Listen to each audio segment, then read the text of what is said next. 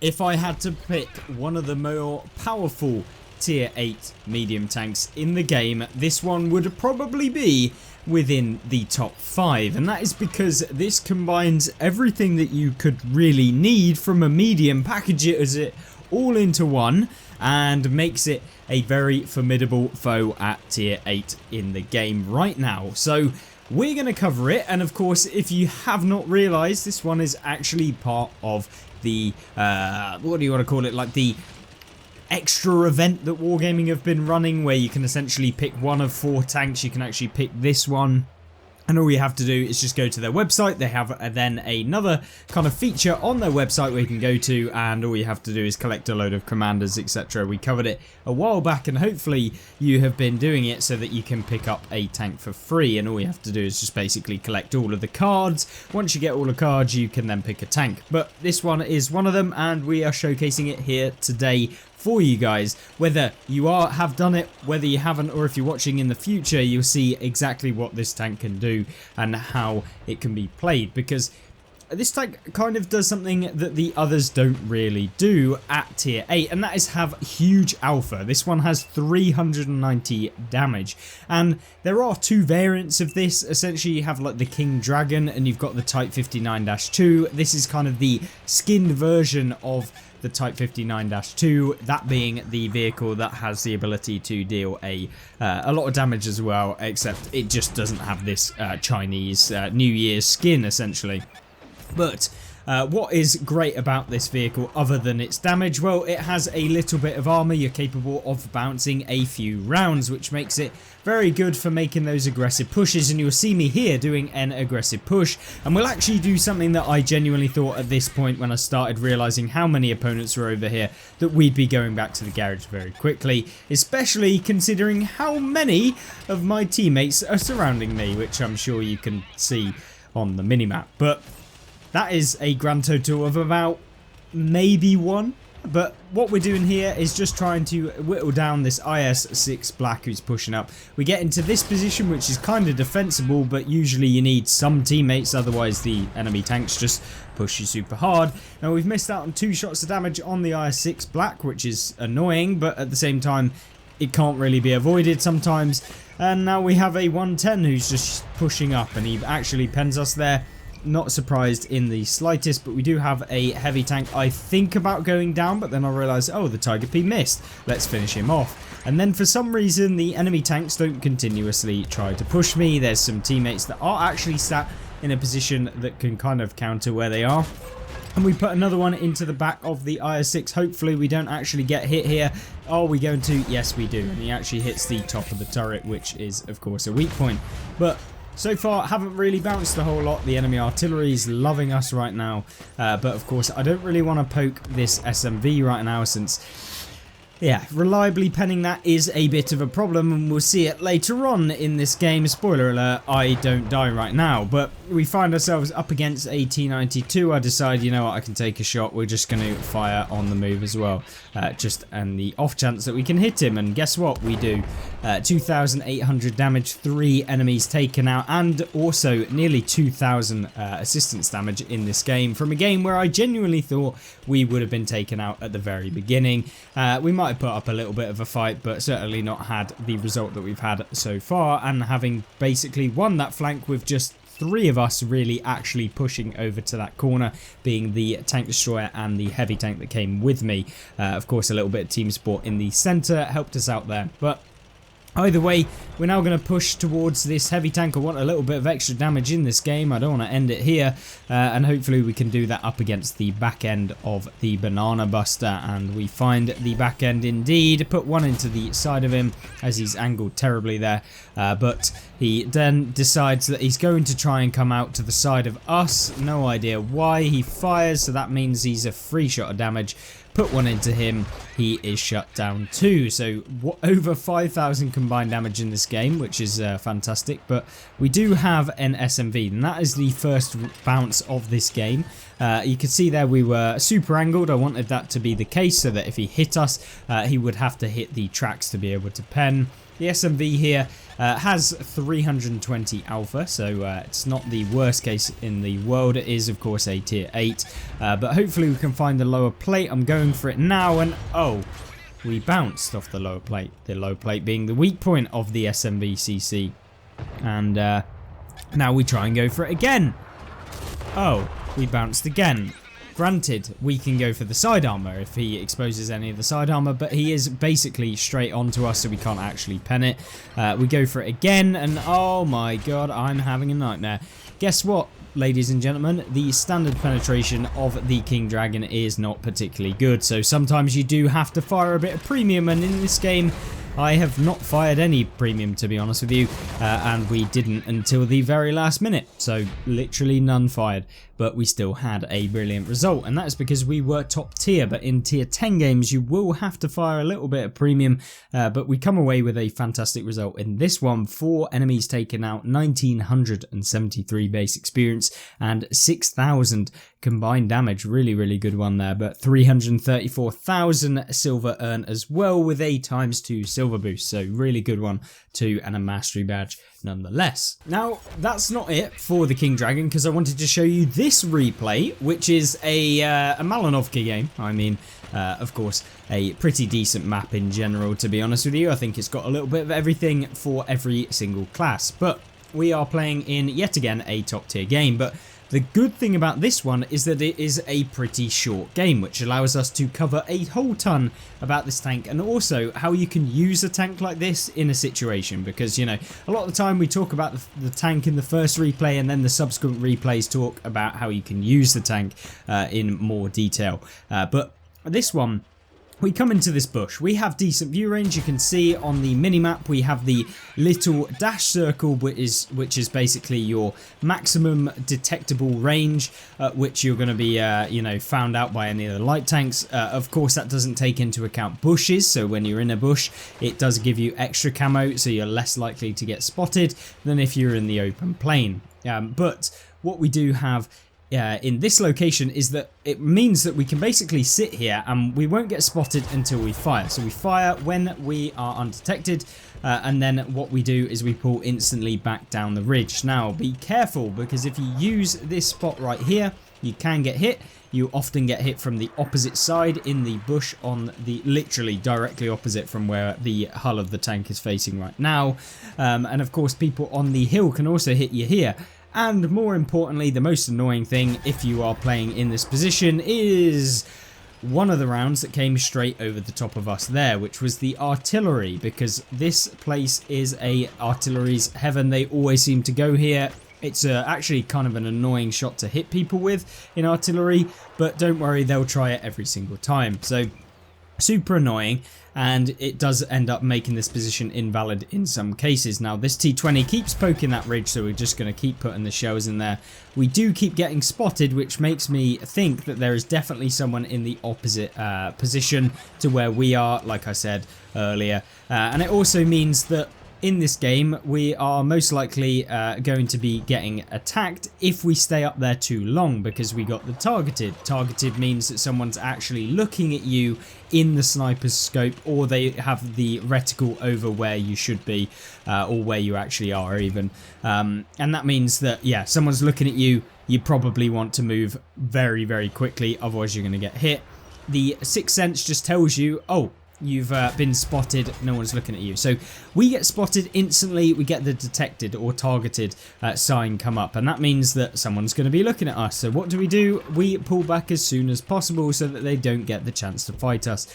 Now the Barask on the enemy team does get spotted, which is good, because now we know that it's a Barask there, which makes sense because I do have pretty decent camo, and for something to outspot me even when we're firing, it means that they've also got decent camos as well.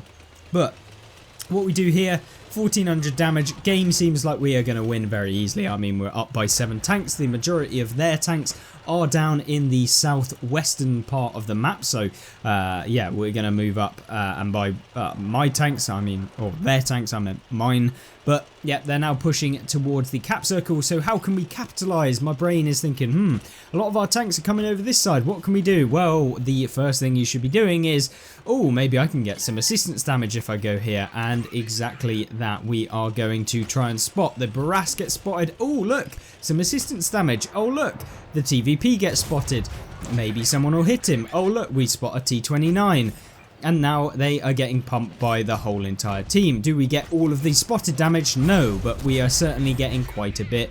And there you go. We've picked up 2,000 spotted now, which is a very nice addition to this game. And we're also able to get some easy shots using the gun depression of the King Dragon, which is not awful. It's nothing spectacular. I believe it's 6 degrees, 5 or 6 degrees, which is workable. It's not useless. But we've had a good game so far. There's still a little bit of damage left, but we don't manage to get any more since we're reloading for a decent period of time. But from that game where it looked pretty bad, I mean, we'd done like 1,000 damage or 1,400, we went to 2,900 and a ton of assistance as well. So you can quickly change how you are playing these tanks, and it's all to do with positioning. And you saw there, that was literally just one position, one movement in one game, ended up doubling my damage and adding 2,000 assistance. So it's that kind of knowledge that will keep you from or allow you to actually get more damage and end up with a better game.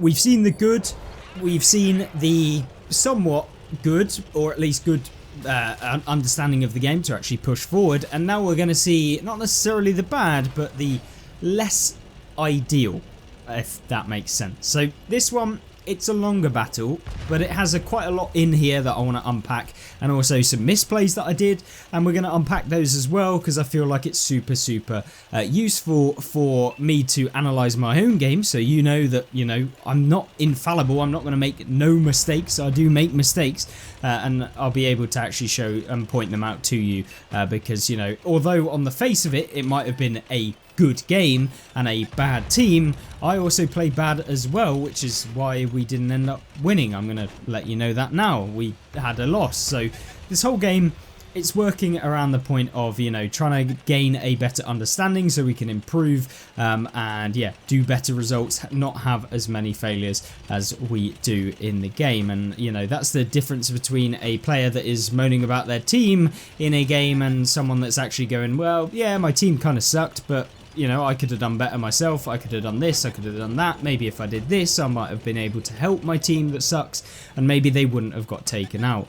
So there's a lot of things that you can do in your own gameplay that, you know, will help out the team. Even if they're terrible players, a terrible player will hit a shot every now and again. So if you can help them do that by positioning yourself in certain areas, spotting for them, doing all sorts, you are going to help your team win. So even though people say you're only one tank and sometimes and your team are 14 and if they're terrible, you're going to lose. Yes, sometimes you will lose because it's just terrible. Sometimes you get unlucky, etc. But what you can do is just help them out as much as possible, and if you do that, you don't end up with a 50% win rate. You end up with, you know, 55, 58%, 60%, and no, it's not because you fire premium rounds, it's not because you have premium account, it's not because you're a content creator, it's not because, you know, you pay wargaming for a premium tank. Usually, I mean, some of them are better than others, but you know, at the end of the day, an absolute rat in a tank is not going to be able to drive it. So yeah, it's all it's all relative. So we're going to show you how to actually play, hopefully, and improve within this channel. I feel like we've lost that in the last kind of year and a half. We've done a lot of gameplay reviews. We've posted a lot of content out there. So we're going to go and actually try and focus on some guides, some tips, that sort of thing. And also, of course, be doing some best of tanks. We're also going to be live streaming. And if you're interested in a live stream and you're watching this on the release, I will be streaming on Saturday. I will most likely be streaming on Fridays and Saturdays in the future. So if you're watching this in the future, I will probably be streaming on a Friday or a Saturday, depending on how the week goes and etc. and if I'm busy. But either way, this game, it started off dreadfully. I mean, I've done no damage. We went for the speculative shot on the Barras. We hit it. Job's a good one. You know, that doesn't usually happen. It probably shouldn't have happened, but we'll take it. And if he didn't take that shot, which we could have quite easily not done, we would have ended up with less damage. Now, the Barask that you saw right there was actually the Barask from the previous game, so just keep an eye on that.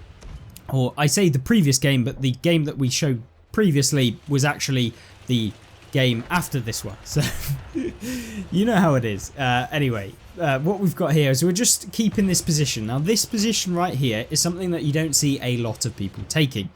Now, I want to tell you why, and it's probably because they didn't realise that you can get up from behind me. You saw me using the ridge to actually poke up and stuff, and also because you can get hit from the hill here, and that's exactly what I'm trying to spot right now. There's people on the hill in their base camping, trying to get damage on our teammates, and unfortunately we weren't able to do it. But we do find ourselves up against an ISM. We put one into him. We're not going to fire now because the Barask is there. We don't want to get spotted. And of course, if we do get spotted, and this is a tier 10 game, I believe, we would probably get pumped quite hard, and we don't want to do that until we need to. And if I can get one into the Brass, that would be perfect, because we want to get him out. He has a high alpha, he could take out my teammate here, and we want to help out the teammate as much as possible. And also we want to spot, because you know, sometimes you can spot people on the hill from this position. If we were in a light tank, we probably would actually spot them. Obviously I am in a medium tank and it's less likely, and so we're going to have to wait till they fire. But because they aren't actually firing at anyone, there's no one to actually fire at, we're probably not going to be able to get any assistance from them. But we do end up actually tracking the Brass, which is annoying, but at the same time, it is what it is. Brass looks like he's going to come around to where we were aiming earlier, so I'm keeping my eyes peeled to that. I'm sure he was going to actually come around. He doesn't appear to. There is, of course, the Carnarvon who's in there trying to take out my tank destroyer.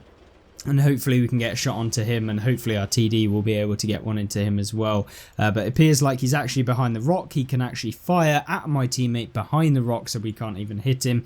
And at this point, this is, I guess, a little bit of a misplay, because the game is equal. I mean, it's 9-9. It's not looking awful. There's still stuff we could have done. And in fact, in hindsight, I would have probably moved into the town, because we have a tank destroyer, we have a heavy tank in there. There seems to be a tank destroyer on their team. I believe it's the Tortoise, but we know that if we get spotted here, we're going to probably lose a ton of health. There's a Barask that we're never going to actually outspot. There's a heavy, there's a TD, and we've got a few people camping, which is probably the best spot for them to be in right now, where they can actually deal a bit of damage. We get spotted, and I'm instantly thinking, oh, it's the hill. We pull back down here. We're trying to avoid a shot. Maybe we'll take one. I don't know. Usually there's people camping in C5 as well, and there you go. A shot comes in from C5. So we put one black. Hopefully we blind fire it. Don't get any damage. So, you know, it is what it is. But if we'd repositioned into the town, we could have probably dealt with this tank destroyer. We would have probably spotted the person in C5, and we might have actually got more damage than we currently did. So we're on damage limitation at this point. We're down by 3 tanks. Our team seem to still all be in one area. There's a medium tank that's camping in the base, which is not ideal. I mean, yes, they could get assistance damage from me, but at the same time, they're not doing anything until the game's already lost. And that is what I did in this game. I fell victim to the pacifism that ends up losing you games, and yeah, it's never ideal when you play too passively, because yes, you might have a decent game, and that's primarily because, you know, you're sat back, you're preserving your hit points till the end of the game, where people start doing stupid things to be able to get more damage for themselves on the enemy team, that is. So they're just YOLOing you to try and get damage, because they know that they're going to win the game, and then yeah, you're able to farm them up if you're a decent player. Sometimes you might not be able to, and then you end up getting, you know, 3k damage, something like that. But you don't see usually 5k, 6k, 7k damage if you are looking at a kind of this sort of game where you play too passively. The games where you see people lose but also deal a ton of damage are often the games where, you know, they've been the aggressive one, they've been constantly dealing with an entire flank, but their entire team went another way, they all got taken out by the enemy team, and then yeah, you have to deal with another entire flank as well after you've dealt with it one. But In this game, you're seeing good use from the Lorraine 40T to finish off the Guardian. It was nice that he took him out since I don't have to go down there. But we do get spotted, and I believe it might have been the Barask. That blind fire right there, easy position to do. You'll constantly know that. And then the Barask here is, of course, a competent player. I believe he's got 2 marks. We go for the ram, and then the waffle steals the damage, which is, I really wanted that ram. But either way, we're not going to complain. The game is still winnable from this position, but like I say, we have a few problems that arise in this stage of the game that could have probably been more helpful. And that is that our friendly team, what could they have done better? They could have probably moved up at this point. And that would have saved me a job of having to decide what I need to do, because without team support it can be annoying and it limits what you can do as an individual player.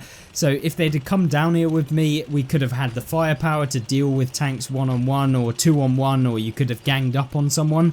But unfortunately, when I'm on my own, I can only deal as much damage as I have. So if I've got 390 damage, which I do, and the enemy team has 400 damage on their gun, or they have 700, I have to hit them twice. Whereas if, for example, I had the Lorraine 40T in support, I could have taken a hit, for example, being on nearly full health. And then he could have been able to get a full clip of damage on them. We could have done, 1500, 1600, nearly 2000 damage combined. But unfortunately, we don't have that option in this game, which is not a problem. Sometimes everything doesn't go your way, so you have to try and overcome those problems. So what do I do here? I know that if I go in on my own at this point in the game, the enemy team are going to be pushing. They're going to have loads of different spots. Most of them are TD, so they're probably going to have good camo, usually. So I'm going to get spotted. I'm probably going to get taken out, and that's not ideal whatsoever. So what do? Well, we actually push down the hill in just a second, and hopefully can get some damage on some people that are going to be advancing, but it doesn't seem like they're going to do much. There's 4 minutes on the clock. They've got to make a push if they want to win the game, otherwise it's going to be down to a luck of the draw. And at this point, I'm checking the health of my teammates, see what they're on. The Lorraine's basically a one-shot, the Waffle's on a decent health, but yeah, it's just one of those games, not everything goes too well, and we're on 1100 hit points. We've done 2300 damage, so it's been good trading, but yet again, like, the damage is not always representative of how the game has gone, because you see players able to scrape together, 2000 damage consistently. You see it a lot with like 52% win rate players, where they think that they've had a good game because they've camped in spawn all game, they've kept themselves healthy, their team lose, and then they just farm up 2000 damage, and then, I had a good game, I'm going to do that next time. But in reality, they think, maybe I can get more damage by doing this next time. I know this position now, sat in my spawn, I'm going to get more damage next time. But the reality is 90% of the time that doesn't happen, and a lot of the time you're actually capping your total damage that you could possibly do, because there's only so many times you can get YOLO'd by opponents. There's only so many times you can get 3 shots of damage on opponents, which is a little bit annoying when you see players playing like that. And of course, if that's your gameplay style, it's absolutely fine. I'm just trying to highlight that it often doesn't lead to the best result you could possibly get. And at this point, I do indeed get spotted. And there's an SU-122-54. What you see me do is try and put this rock behind me, in between me and the Dragon, because I know he's there. He's somewhere in the back. There's actually another tank, and oh no, it's all going horrifically. I try and go for the tracks on the SU here, but we do try and go for the side of him in the end. So an extra little bit of damage, this is what I'm on about. You can trade your health terribly at the end of the game and still get more damage, which is what has happened there. I mean, I did an extra 2 shots of damage, but I lost 800. So yeah, it's basically one shot for 1 shot, so it's not particularly great. And we picked up 3k total damage. But this is exactly my scenario that I was on about with regards to the games where you think that you're going to be able to do something by sitting and playing passively, and then it ends up that you don't have a great game because of the fact that you played too passively. I should have gone into the town, should have gone there, should have tried to help out my team. Often it will give you more shots of damage. If it doesn't work, oh well, you still got the same amount of damage that you would have got by playing passively, because you know, when it's 1 on 5 or 1 on 6, you usually die pretty quickly, and so you might as well try and fight 1 on 1, even if it is a disadvantageous scenario. And I'm not telling you to YOLO into their spawn, don't worry, it's not that kind of being aggressive, but yeah, playing this sort of passive game is not ideal. Now I'm hoping the Lorraine will finish this guy off. I'm never going to get there in time, because I really want to reset this cap. I don't want to lose to cap. That is horrible, it's horrendous. I can't lose to cap right now, because of the fact that, you know, the enemy team don't have the time unless 2 of them get in the cap, which I really didn't want. Try and hit this guy on the move, but I mean, it's not particularly too easy when it's a tortoise. We decide not to fire premium rounds, which is probably a failing of mine. I didn't really fire too many in this because I don't know, I was probably just not paying attention, but we should have done. We could have got more damage there, something you can use in your own game. You know, don't complain about the fact that you miss a shot or you bounce a shot when you're not actually using the premium rounds that can allow you to do that. So we repositioned back behind the house. I was wondering if anyone was just going to come YOLOing over the hill. Gives us a little bit of a surprise on them and provides a bit of cover. Instead, I just decide, you know what, screw it. I'm just going to go in, try and get some damage on people that are going to be YOLOing. And as we do so, are we going to spot anyone? Yes, we do. It's the Dragon trying to YOLO me at the end of the game. Can we get a shot onto him? No. Brilliant. And you see me there getting angry, probably because of the fact that I misaimed that one. Obviously the heat rounds are slower than APCR, which means that you have to lead your shells a lot better. I crest this ridge to spot where this tortoise is. I was wondering if he's right next to me, and the Dragon is now going to come around this area here. I know exactly that his thought process is going to be coming in for the damage and the win. We hit him, he low rolls, and we end up not actually getting taken out. So 3,500 damage. Could it have been 5k damage? Absolutely. Could have 100% been 5k damage if I'd have been a little bit more aggressive. We could have probably won that game, and it was that mid-section where we played way too passively that ended up losing us that game. I think, in my personal opinion, you know, I could have probably won that game for the team if I'd been supportive to the team, and we might have been able to secure it together. So hopefully that video, there was a lot in it. I understand the last video or the last replay was quite long, but I wanted to just put it in there because not all games go perfectly. That one, decent amount of damage, and I'm sure you'd be probably pretty happy with the fact that you did 3.6k damage.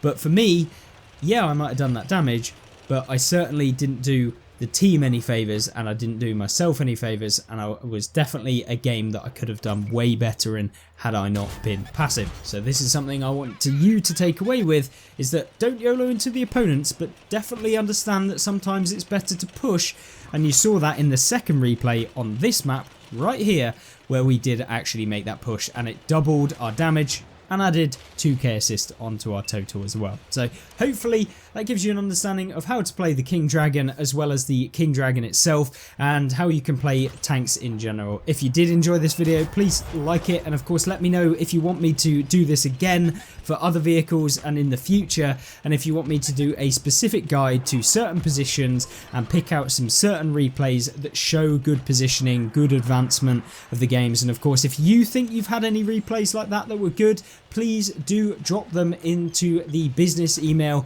down in the description of this video, where you can post a link to a YouTube video that you might have uploaded where you had a good game. If you have that possibility of doing that, then yeah, I will try and review them. Maybe we can do a little series where I review your gameplays and see where you could have done better, what you did well, and what other people could take from that to be able to do better as well. So thank you very much for watching. I appreciate this was longer than it needed to be, probably for most of you, but yeah, hopefully you did enjoy, and I will see you in the next one. Goodbye.